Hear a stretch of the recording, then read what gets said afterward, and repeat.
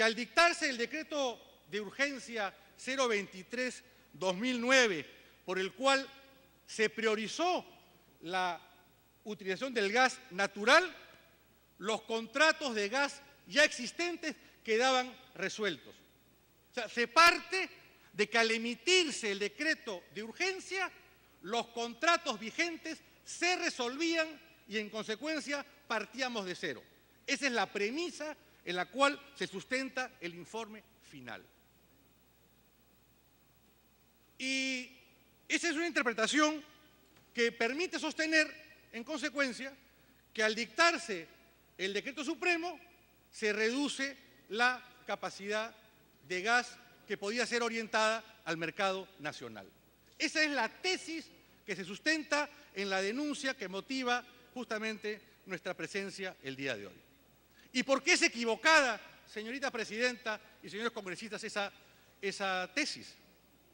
Es equivocada porque si ustedes, en primer lugar, porque el único contrato de exportación de gas, el único contrato que el Perú ha suscrito, fue celebrado en la gestión del presidente Toledo. Es decir, que el único contrato de exportación de gas no ha sido celebrado cuando era ministro de Estado el señor Pedro Sánchez. En consecuencia, mal puede él haber priorizado, privilegiado la exportación de gas si el contrato no lo celebró en su gestión. En segundo lugar, porque el decreto supremo 067/2009 no regula ninguna exportación de gas, ni amplía los volúmenes de gas comprometidos para la exportación. Es más, si se revisan los datos, se podrá verificar y podrían llamar al Ministerio de Energía y Minas, que durante la gestión del ingeniero Sánchez, lo que se hizo fue incrementar en 23% el consumo de gas interno. O sea que no solamente en su gestión no se privilegió la exportación, sino que con datos oficiales, objetivos y que obran en el expediente, porque han sido aportados en la defensa, está demostrado que en la gestión de ingeniero Sánchez se incrementó la exportación de gas. Pero además, señora presidenta, porque basta leer el decreto de urgencia para darnos cuenta que la interpretación que se ha dicho es equivocada. ¿El decreto de urgencia se refería a los contratos anteriores? ¿El decreto de urgencia se refería a contratos que ya tenían suministro funcionando? Leamos qué decía el decreto de urgencia. Artículo primero. Para la celebración de los nuevos contratos de venta de gas natural cuyo suministro se inicie durante la vigencia de la presente norma. Más claro, o sea que el decreto de urgencia estaba referido no solamente a nuevos contratos, sino que además a contratos cuyo suministro recién se iniciaba, no a contratos que podían ser renovados y que tenían ya un volumen de gas contratado. Eso lo dice de manera literal el decreto de urgencia. Literal el decreto de urgencia. Es evidente entonces que no se refería a los anteriores contratos, sino que se refería a los nuevos contratos, como creo que queda el tema demostrado. Pero ¿por qué, además de la claridad del decreto de urgencia, nadie podría interpretar que ese decreto de urgencia afectaba los contratos anteriores? ¿Sabe por qué, presidenta? Porque eso implicaría violar el artículo 62 de la Constitución, vulnerar el artículo 62 que señala claramente que los términos contractuales no pueden justamente afectarse, dice claramente, los términos contractuales no pueden ser modificados por leyes u otras disposiciones de cualquier clase. La interpretación que sostiene el señor Gamarra, con todo respeto, implicaría sostener que al dictarse un decreto de urgencia, los contratos celebrados quedan resueltos. Y eso no es permisible constitucionalmente. No es permitido constitucionalmente. Pero algo más. Imaginémonos que este artículo 62 de la Constitución no existiera. No existiera. Bueno, vayamos a la ley especial. ¿Qué dice la ley de hidrocarburos? ¿Qué dice el texto único ordenado de la Ley Orgánica de Hidrocarburos, Decreto Supremo 042/2005 EM? Que dicho sea de paso, tampoco ha sido mencionado en el dictamen, en el informe. Los contratos, una vez aprobados y suscritos, solo podrán ser modificados por acuerdo escrito de las partes. En consecuencia, Presidenta y señores congresistas, la interpretación que ha traído el señor Gamarra, con todo respeto, y que recoge el informe final, no solamente es contrario al texto expreso del decreto de urgencia, sino que implicaría vulnerar el artículo 62 y desconocer la ley de hidrocarburos. Entonces, ese es el sustento legal en el cual se basa la denuncia. Quiero decir que sobre estos argumentos que han sido esgrimidos en la comisión permanente, ninguno de ellos ha sido rebatido y ninguno de ellos ha sido siquiera tocado al momento del debate. Lo cual, la verdad, que en cierta forma diríamos que hasta vulnera un derecho elemental al debido proceso, porque es decir que no se levantan los cargos ni se abordan los temas que la defensa invoca al momento de esgrimir justamente el ejercicio de la defensa. Pero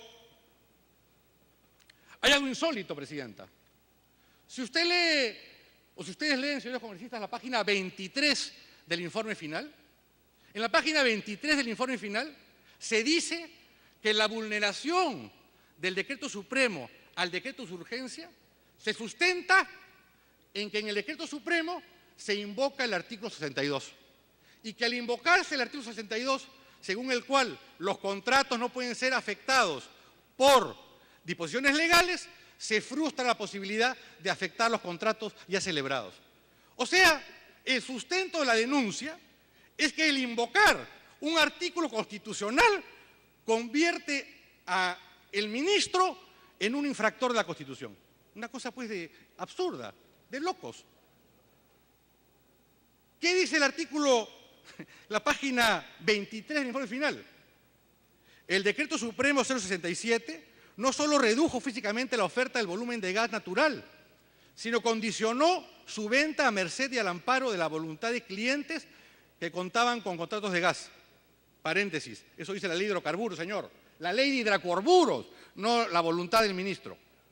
Ya que según la garantía contractual estipulada en el artículo 62 de la Constitución, los términos contractuales no pueden ser modificados por leyes u otras disposiciones de cualquier clase. Por consiguiente, en ese supuesto, en la práctica, se eliminó totalmente la posibilidad de una oferta mayor al mercado nacional.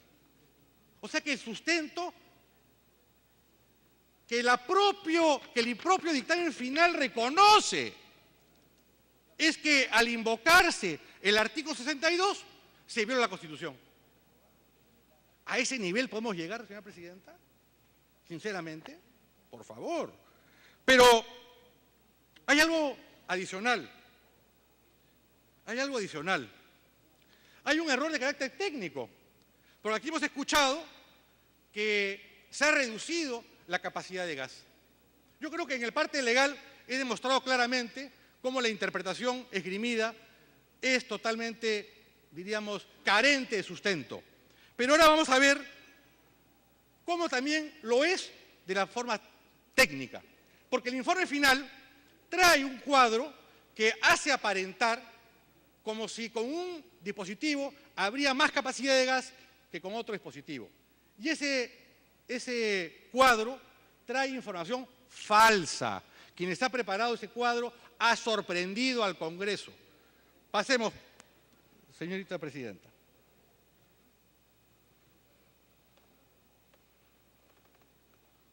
Este es el cuadro a que hago referencia, en el cual se verá que aquí, con color azul, se coloca el supuesto volumen de gas que habría sido liberado con el decreto de urgencia. Y aquí, en color celeste, se coloca los supuestos volúmenes de gas que habrían sido reducidos con el decreto supremo. Esa es la tesis, ¿no es cierto? Muy bien. Este cuadro da a entender que hay una mayor capacidad de gas. Da a entender eso.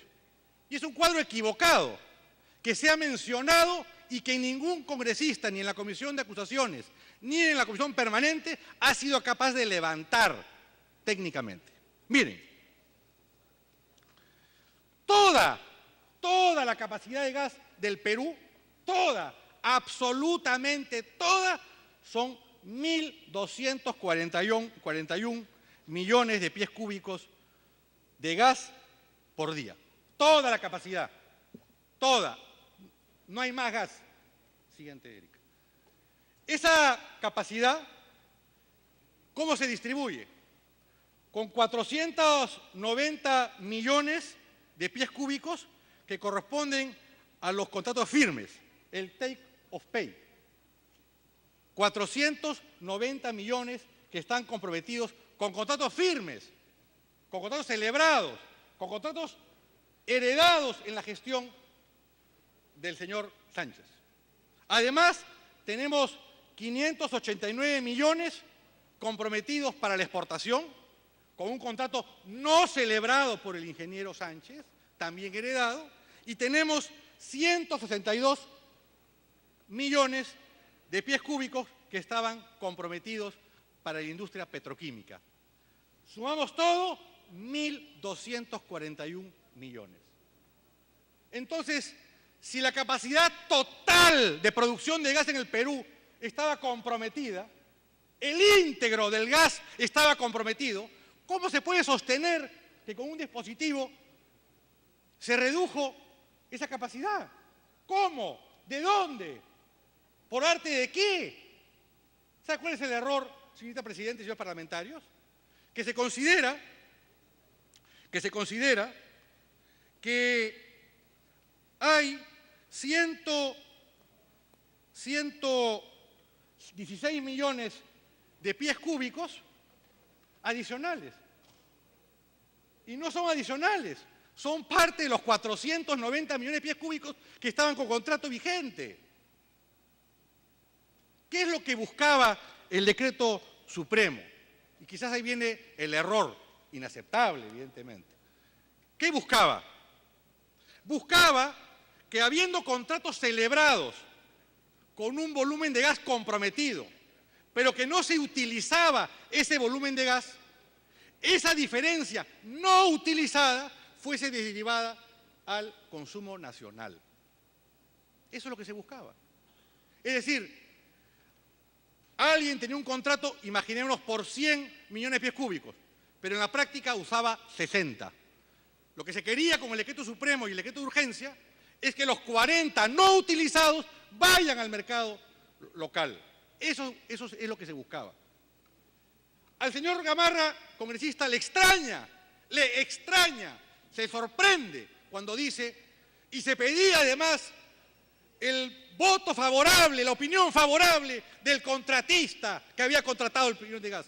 Señor, eso lo ordena la ley de hidrocarburos, no es la voluntad del ministro, era la ley de hidrocarburos. Se le pide, señor abogado, dirigirse a través de la presidencia. ¿Cómo no, congresista?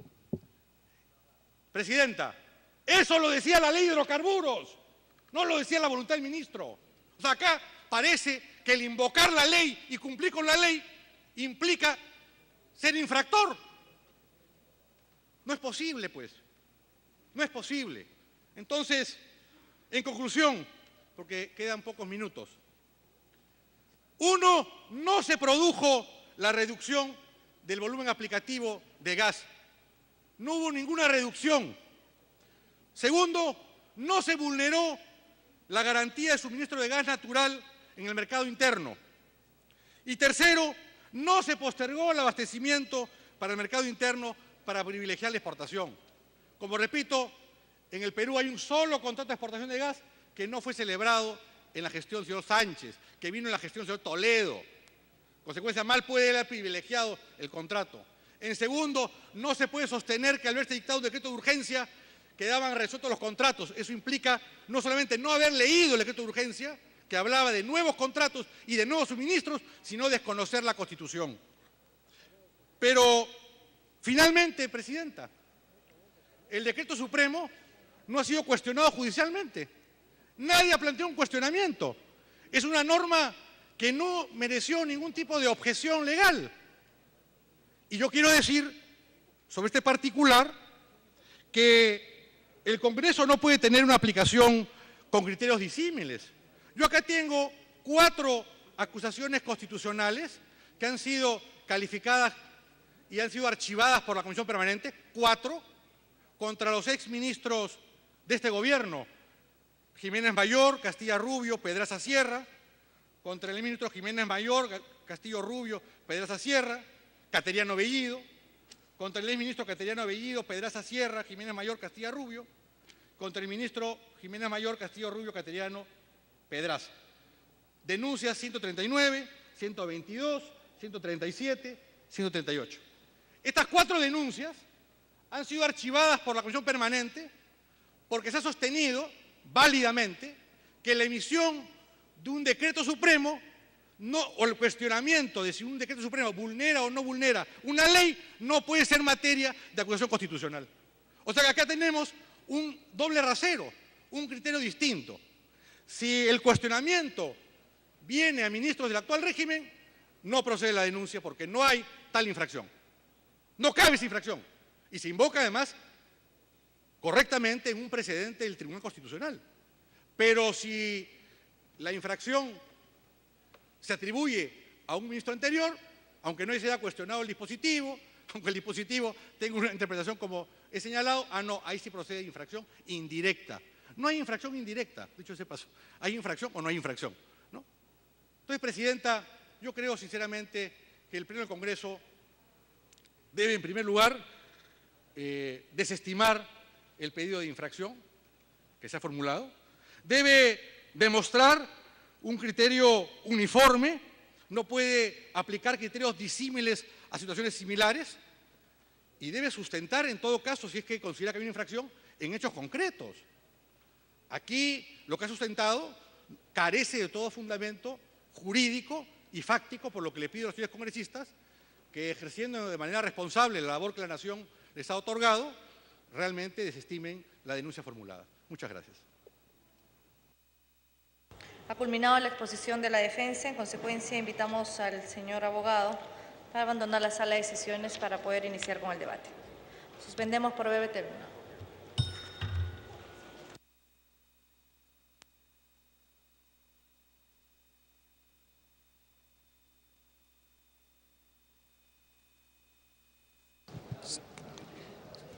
Se ha suspendido brevemente entonces la sesión del Pleno,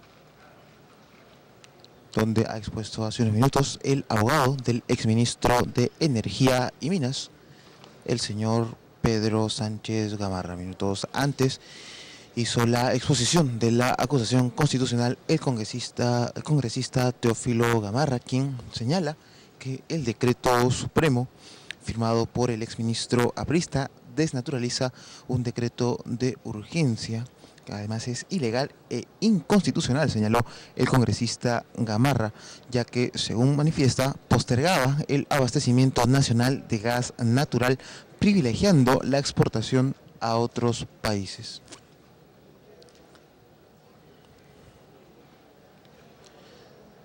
Con ese argumento, el congresista Teófilo Gamarra manifestaba entonces que el decreto supremo no se justificaba, ya que colisionaba con el espíritu de un decreto de urgencia.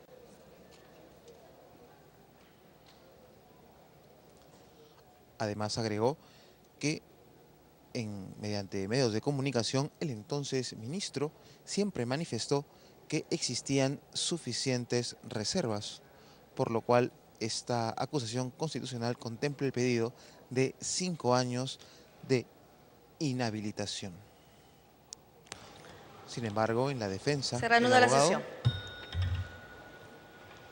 En debate, la acusación constitucional formulada contra el exministro de Energía y Minas, Pedro Sánchez Gamarra, por la presunta infracción de los artículos 38 y 65 de la Constitución Política del Perú. Tiene la palabra el congresista Javier Velázquez.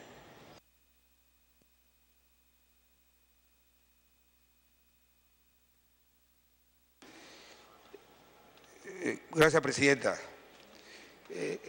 Diré en términos generales que este proceso de infracción a un exministro de Estado que no es militante del partido, que tuvo la generosidad de dejar un organismo internacional como el Banco Mundial, donde actualmente es un consultor de reconocida trayectoria, no solamente en el país, sino en el mundo entero.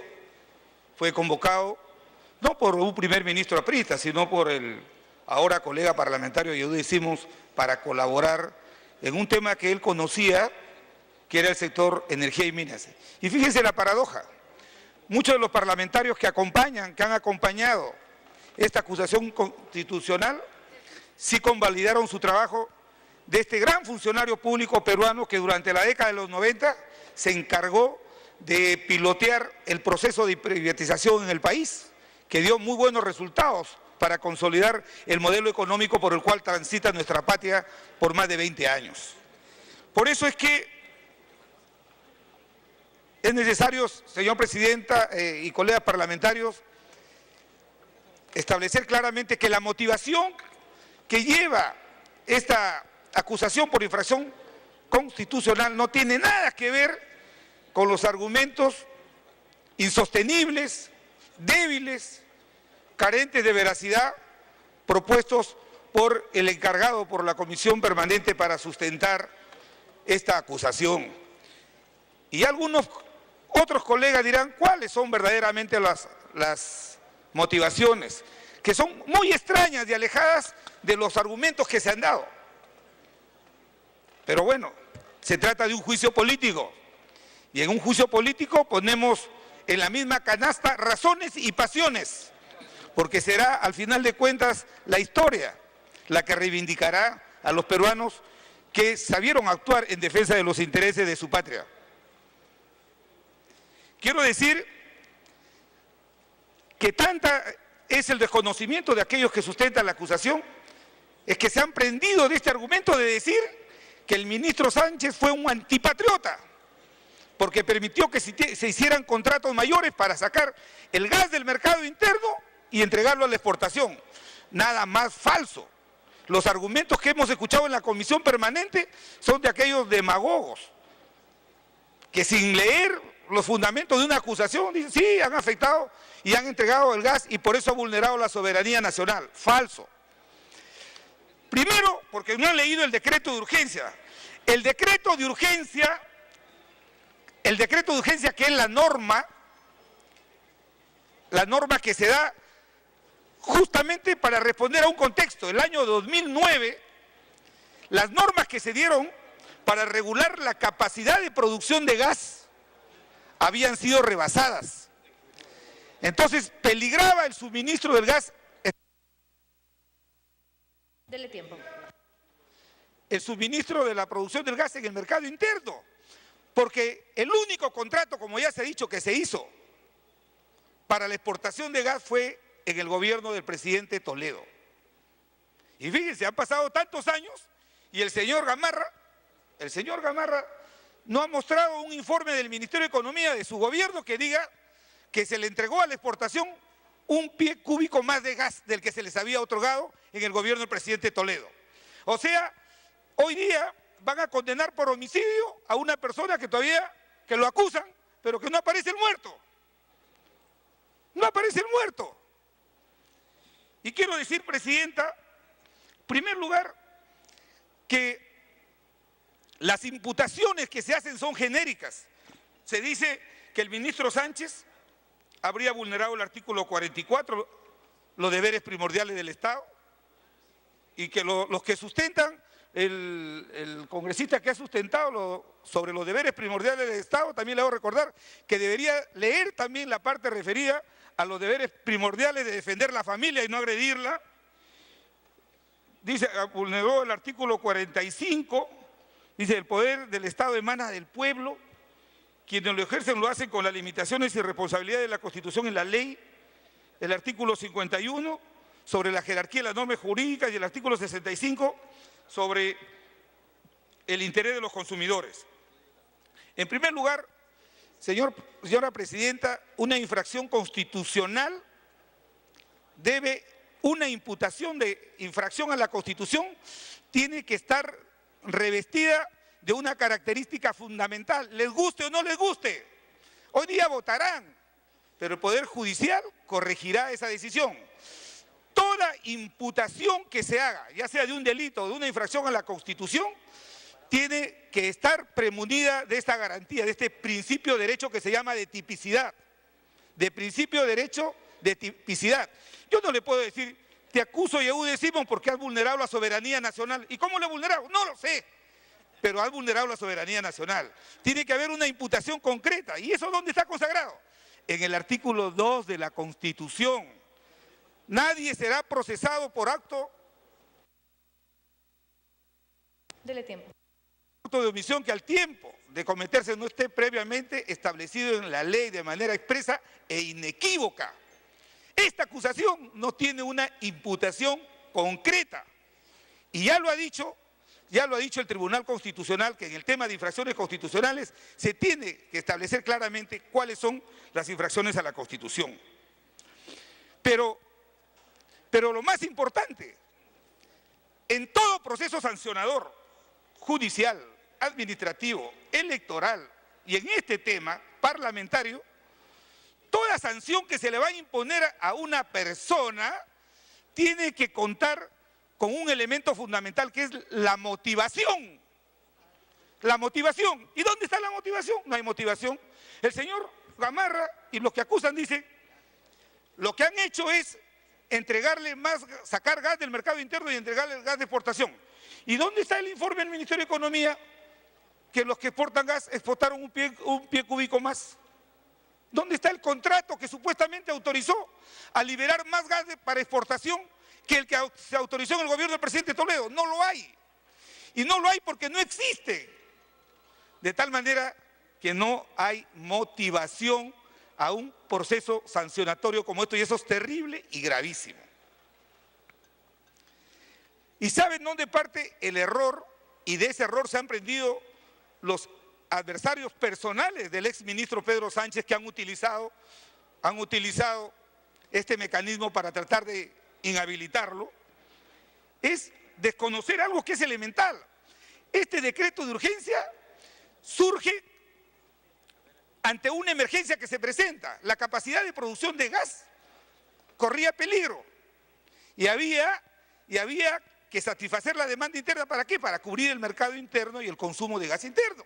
Si no, nos hubiera dado el decreto de urgencia. Entonces,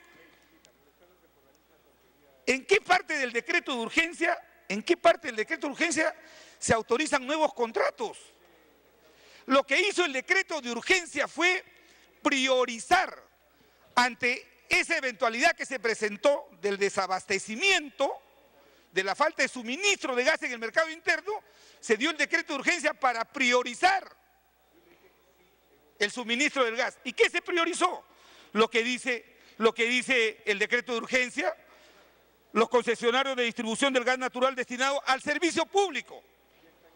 Lo que hizo la norma fue priorizar. No dijo háganse nuevos contratos, quítenle a uno y denle a otro. No, fue priorizar. Estableció una categoría de priorizaciones. Las centrales térmicas, ¿de dónde? De México, de Estados Unidos, de Venezuela. No, las centrales térmicas del país, para evitar el desabastecimiento. Las centrales térmicas duales de ciclo abierto, la de ciclo combinado. Y entonces, para eso se dio el decreto de urgencia, porque teníamos una emergencia, había una emergencia. Entonces, dele más tiempo. Entonces, Presidenta, este incremento que surgió en la demanda, porque lo que sucedió es que la respuesta del mercado interno fue tan intensa que las normas que se habían dado para la producción de gas de ese entonces habían sido rebasadas, había una mayor demanda. Y esa demanda generaba una congestión en la infraestructura y generaba unas restricciones de suministro. Ante ese escenario había que actuar con decreto de urgencia, pues. Y se estableció una prioridad, un orden de prioridades, pero el decreto de urgencia lo dice claramente, lo dice para la celebración de nuevos contratos, para la celebración de nuevos contratos. ¿Y saben por qué no se podía de ninguna manera modificar los contratos anteriores a la dación del decreto de urgencia?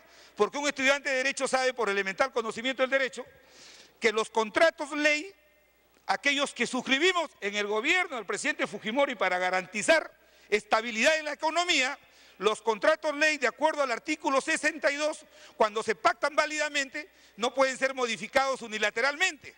O sea, el decreto de urgencia no podía autorizar nuevos contratos quitándole al que ya tenía un contrato que estaba premunido por el contrato ley. No lo podía hacer. Eso se llama la intangibilidad de los contratos en un Estado de Derecho. Entonces lo que se hizo fue, es lo que ha dicho el abogado del exministro Pedro Sánchez. Como hay un absoluto desconocimiento sobre estos temas de carácter energético, aquí lo que se le quiere sorprender a la representación nacional es decirle, el señor Pedro Sánchez con el decreto supremo desvirtuó el decreto de urgencia y otorgó nuevos contratos para llevarse el gas al exterior y quitarle al mercado interno. No han podido probar y no lo van a poder probar que no se exportó un solo pie cúbico más fuera del país, porque la norma no habla nada del gas de exportación, porque no tendría por qué hablarlo, porque no otorgaba autorización para modificar los contratos anteriores ni autorizar nuevos contratos, porque no había producción de gas en el mercado interno. Lo que se hizo fue lo siguiente: habían clientes de productores que, como lo han dicho, tenían contratos para 100 millones de pies cúbicos y solamente estaban utilizando 40. Como había la emergencia, había que utilizar esos 60 para entregarle a otros clientes para cubrir la demanda del servicio público de las centrales térmicas. Eso sí era posible. Lo que no era posible decirle, mediante un decreto de urgencia o un decreto supremo, decirle al que tenía un contrato de hace 10 años, te vamos a quitar tu gas unilateralmente y luego nos entendemos. No se podía hacer eso. Entonces lo que se hizo con este decreto supremo fue al contrario: reorientar la producción de gas ocioso que había en el mercado interno para meterlo en el propio mercado interno, porque había una mayor demanda. Por eso es que en el gobierno del expresidente García la demanda interna del mercado de gas aumentó 25%. Entonces, Presidenta, se quiere castigar a un ministro, y yo sé que las motivaciones son producto de pactos políticos, de pactos extraños, por otras motivaciones, pero no hay ningún argumento de hecho, ni fáctico, ni jurídico, ni constitucional, que pueda meritar que podamos manchar la hoja de vida de un técnico que prestigia al Perú en el Banco Mundial y que sirvió al país no porque era militante del partido, sino que, como todo buen peruano, cuando es convocado por un gobierno para servir al país, a veces dejan sus buenas condiciones laborales que tienen para servir a la patria, y así queremos castigarlos. Por eso, Presidenta, yo he tenido la oportunidad de trabajar con el exministro Pedro Sánchez, y es un técnico de reconocida trayectoria. Por eso, Presidenta, ha habido se quiere confundir a la representación nacional. ¿Qué es el gas liberado? Es el gas que se obtiene entre restarle al volumen de gas contratado el gas utilizado. Queda ahí un saldo que no lo utiliza el cliente que tiene el contrato, entonces se pide prestado para poderlo meter al mercado interno, y eso no afecta la intangibilidad de los contratos. Entonces, eso se ha hecho en favor del país, del mercado interno. Entonces, el decreto supremo que tuvo vigencia, que reglamentó el decreto de urgencia 023, de ninguna manera lo alteró, y no lo alteró y ni vulneró el principio de jerarquía jurídica. No hay un informe que lo sustente, han pasado 4 años. Y ni siquiera quienes han impulsado esta acusación se han dado el trabajo de llamar al Ministerio de Energía y decir: oiga, se exportó una molécula de gas más al exterior del que se contrató en el gobierno del presidente Toledo. Le van a decir no, porque no ha salido una molécula de más gas. Estos decretos, ni el decreto de urgencia, ni el decreto supremo, autorizaban nuevos contratos, porque no había, permítame, Presidenta, no había producción de gas, no había una mayor demanda. Y había el peligro de que pudiera desabastecerse el mercado interno.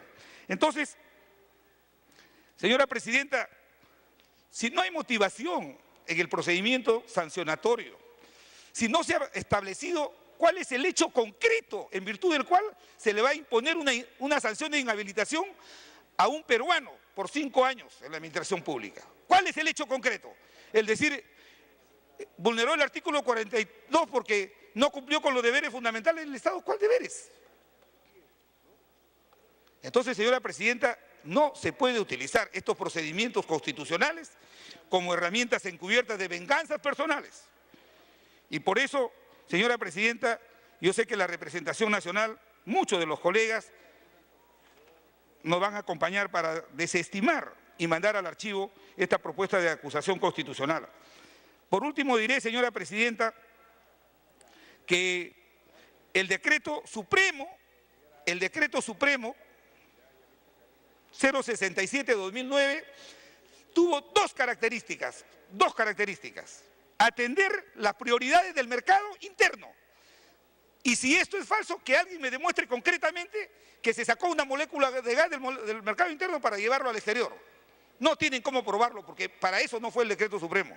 Y segundo, cuando el decreto supremo precisa y dice a los contratos a los que se refiere el decreto de urgencia 023-2009, son aquellos posteriores a la vigencia del decreto de urgencia, porque no se puede dar una norma, una ley, como un decreto de urgencia, para afectar los contratos anteriores, porque vulneraría el artículo 62 de la Constitución. Eso se llama garantizar la intangibilidad de los contratos. Por eso, señora presidenta, quiero pedirle a la representación nacional que no podemos seguir perdiendo el tiempo utilizando este palenco del pueblo peruano para canalizar a través de ellas encubiertamente nuestras venganzas personales. No hay ningún asidero, ni fáctico, ni legal, ni jurídico, ni constitucional que pueda meritar esta propuesta de sanción. Y como bien lo ha dicho, la semana pasada y ahora se pretende sancionar al expresidente García en el tema de los colegios emblemáticos, al ministro Sánchez. Pero aquí está, fíjense, el señor Rommel Augusto Roca Laos, el 27 de diciembre de 2012, plantea una acusación constitucional contra el primer ministro Juan Jiménez Mayor, Luis Miguel Castilla Rubio, Pedro Cateriano Bellido y Wilfredo Pedraza, por vulnerar diversos artículos de la Constitución.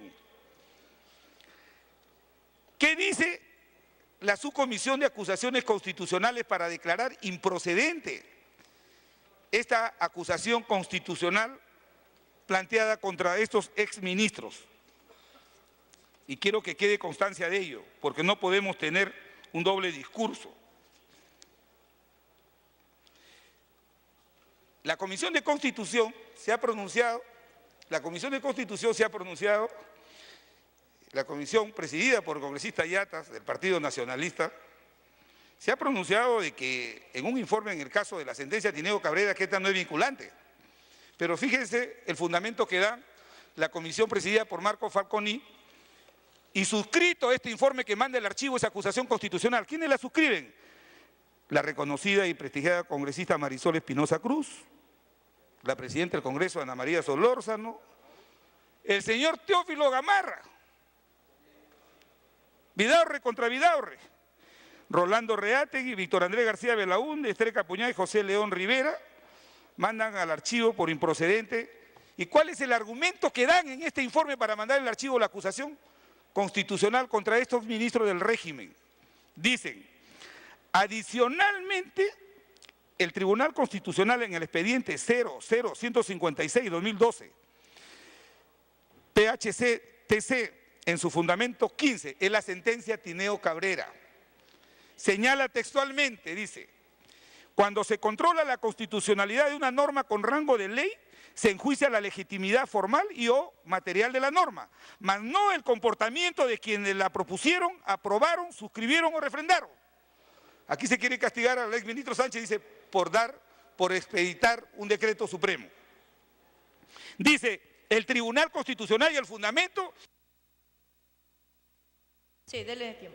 del informe de la subcomisión presidida por Marco Falconi en este periodo legislativo.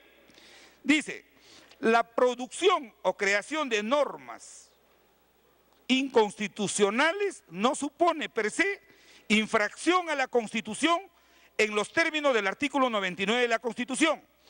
Los congresistas no responden ante autoridad ni órgano jurisdiccional alguno por los votos u opiniones que emitan en el ejercicio de su función legislativa. Tampoco deben responder el presidente de la República, ni los ministros que aprueban leyes o decretos en el ejercicio de la función legislativa que llevan a cabo. según los procedimientos establecidos en la Constitución, por lo que se recomienda se declare improcedente la denuncia. Este fue el argumento, que la Comisión de Constitución dijo, no, esa no se debe aplicar para el caso Alan García y para el caso Pedro Sánchez, pero sí se debe aplicar para el caso del ministro Jiménez Mayor, del ministro Cateriano Bellido y de otros ministros, firmado por los congresistas del Partido Nacionalista y algunos de sus aliados. Seamos coherentes, señora Presidenta, y yo creo que este Parlamento no puede seguir distrayendo su tiempo en venganzas personales, en impulsar procedimientos de esta naturaleza que lo único que hacen es no solamente descalificar, sino deslegitimar una función que tienen los parlamentos democráticos y de los Estados de Derecho, que es la función de control político. Gracias, Presidenta. Tiene la palabra el congresista Aguinaga. No habiendo más oradores, congresista Manuel Lamer. Señora Presidenta, señores congresistas, esta acusación constitucional tiene una gran importancia, pero es bueno precisar los términos porque el abogado defensor ha inventado un fantasma para discutir con él y también quienes están defendiendo la acción que se hizo están inventando fantasmas de discusión. Se olvidan de leer el propio documento que ha sido sustentado en la denuncia. Y el fundamento del sustento es el siguiente. Existía un contrato de exportación del gas de camisea. Ese contrato no está en discusión en esta acusación. Ese contrato es bien discutible.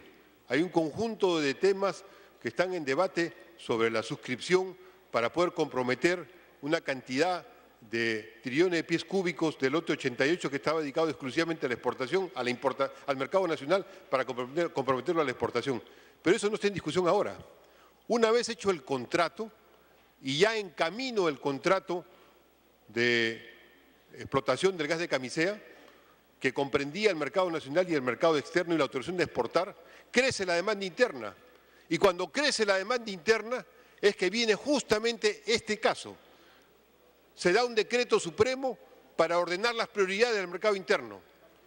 Y una vez que se dé ese decreto supremo, el mismo gobierno da luego un decreto de urgencia para cambiar esas prioridades. Y lo que ocurre es que quien lee el informe dado se olvida de que no estamos hablando de que lo inventó la Comisión del Congreso, lo inventaron unos congresistas.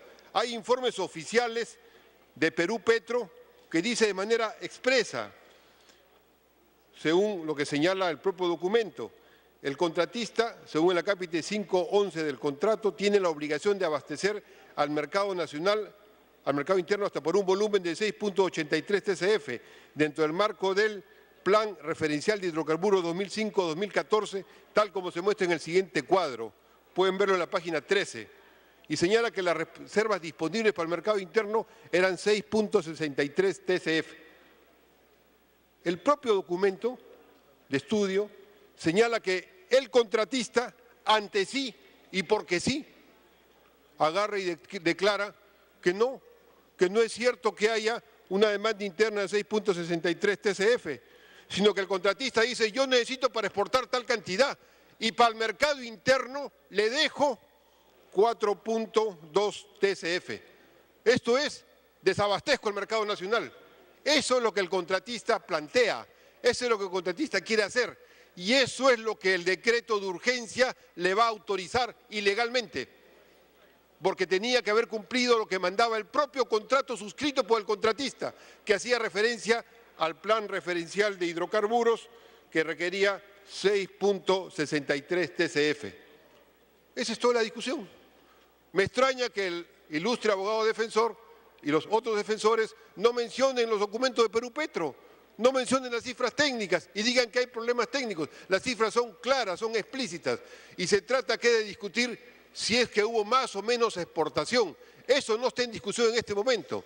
Es un momento que crece el mercado interno, que se tiene que abastecer y que en el propio contrato de exportación se incluía que tenía que darse un abastecimiento al mercado interno y que eso, más allá de todas las discusiones de ese contrato inicial, ese punto justamente en vez de que se cumpla la demanda del mercado interno, lo que se hace es Los restos, lo que le sobra al exportador, eso que le sobra lo deja al mercado interno. Eso no es cumplir con el mercado interno. Y esa es una de las más grandes traiciones que hubo respecto a la necesidad de abastecer el mercado nacional con un recurso fundamental, que es el recurso del gas de camisea.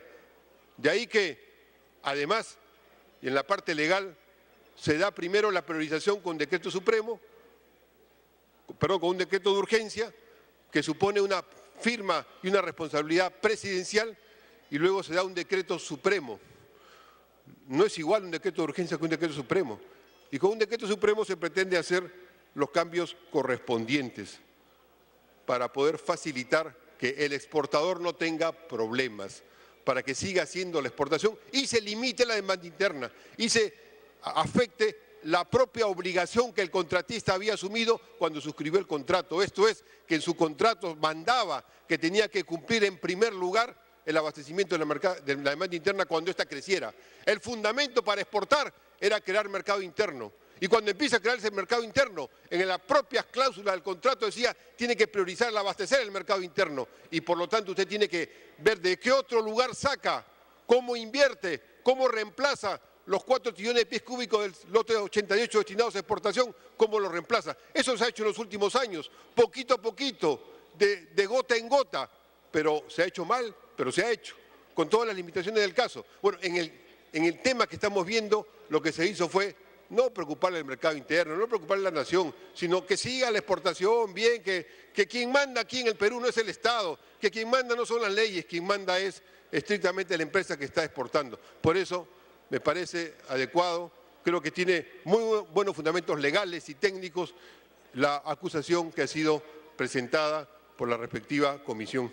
Creo que no hay que discutir con fantasmas, hay que discutir con las realidades, y las realidades son suficientemente claras, están establecidas en documentos técnicos oficiales de Perú Petro, están establecidas en documentos del Estado, en documentos mandados a la empresa, y está establecido también que aquí hubo una festinación de trámite respecto a las normas correspondientes para poder facilitar un gran negocio, negociado o faenón con una empresa que en ese momento tenía que haber limitado sus propias condiciones para invertir ella en poder sacar más gas y abastecer el mercado interno, que podría haber caminado más rápido con actividades de petroquímica, actividades centrales térmicas u otras actividades que serán imprescindibles, entre ellas la masificación del gas natural, que justamente en Lima no crecía nada en todos esos años, no crecía nada porque no se quería que se abasteciera el mercado nacional con el gas natural.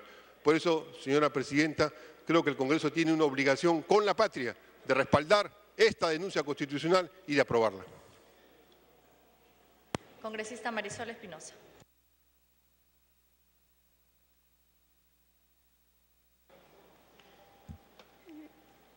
Me solicito una interrupción el congresista Velázquez. Congresista Javier Velázquez.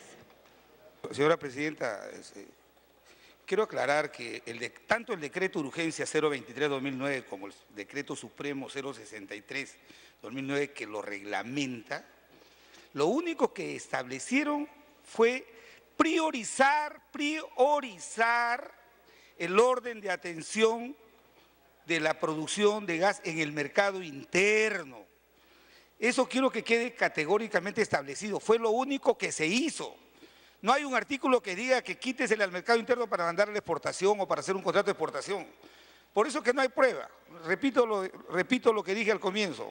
Quieren condenar por homicidio a una persona, pero no existe el muerto ni su identificación. Gracias, congresista.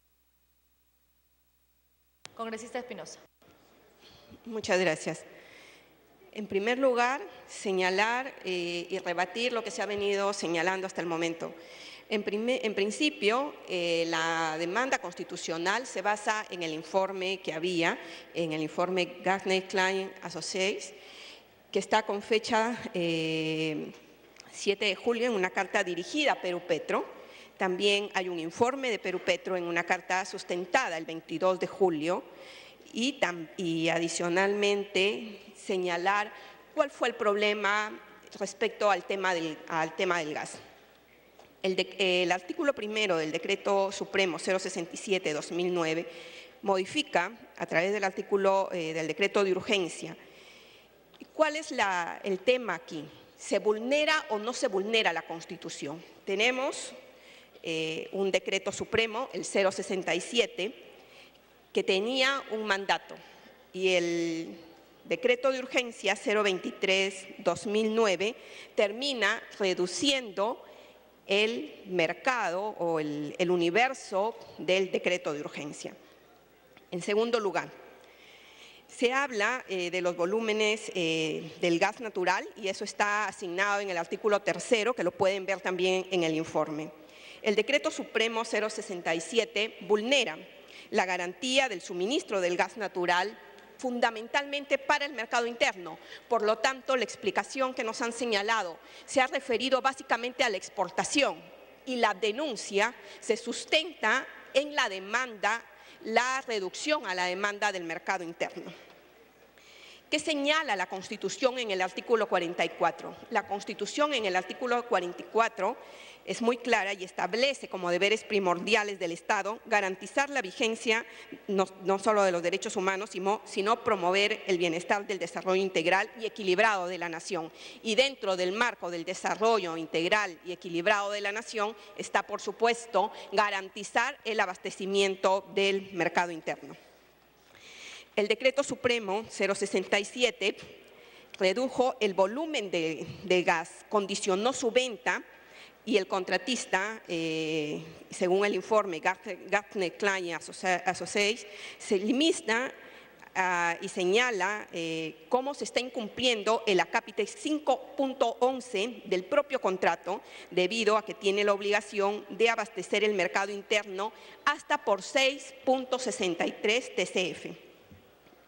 Esto se modifica y se le autoriza a través del gas liberado. ¿Esto atenta contra los intereses del país? Atenta contra los intereses del país. Se limita la demanda interna. No estamos hablando de la exportación. Por lo tanto, la explicación que nos han hecho anteriormente no tiene ningún sustento. En segundo lugar, no se informa a Petroperú bajo qué norma legal se toma la decisión de suspender el tema del abastecimiento del mercado interno. Y adicionalmente, de acuerdo a un tema estrictamente constitucional, correspondía modificar a través del Decreto Supremo un decreto de urgencia. No. ¿Por qué? Por el rango de jerarquía de Kelsen. Por lo tanto, era inadecuado, inaceptable que a través de una norma de menor jerarquía se modifique un decreto promulgado. El tema, señores congresistas, es: ¿se vulnera la Constitución? Sí, se vulnera la Constitución. Con una norma de menor jerarquía intento regular el tema del abastecimiento del gas. El otro tema es el tema, se está juzgando al señor Sánchez por ser persona o porque signifique algún tema político. No, se está juzgando no a la persona, sino fundamentalmente los hechos que se presentan. Se investigan los hechos y no el tema de las personas. Por lo tanto, vuelvo a señalar, hay fundamentos, hubo festinación de trámites, se vulneró la Constitución con una norma de menor rango frente a la que existía, y fundamentalmente se trabaja sobre el gas liberado y no como lo señalaba el reglamento, la ley. Aquí es un tema de garantizar los derechos que tienen todos los peruanos. Era un tema de garantizar el abastecimiento interno del país. Y me pide una interrupción el congresista Velázquez. Segunda interrupción, congresista Velázquez. El que una norma de menor jerarquía vulneró el principio de jerarquía establecido en el artículo 51 tiene que obtener una declaración de una autoridad jurisdiccional. Demuestre usted la resolución judicial que diga que el Decreto Supremo 063 alteró los alcances del Decreto de Urgencia 023. Es su apreciación subjetiva política. Pero lo más delicado es que lo que se trató de cubrir con este Decreto de Urgencia es el desabastecimiento del mercado interno, y se logró impedir que se desabastezca. Y lo que no han podido demostrar los acusadores es si una molécula de gas Hubo un contrato que se entregó al exterior, ese es el argumento que he venido sosteniendo. Carece de sustento la imputación, señora presidenta, y yo respeto la motivación política personal que pueda tener la congresista, pero eso no es el argumento para sostener una imputación, para inhabilitar a una persona, decir, mi apreciación es que infringió la Constitución porque esta norma de menor jerarquía vulneró la de mayor jerarquía.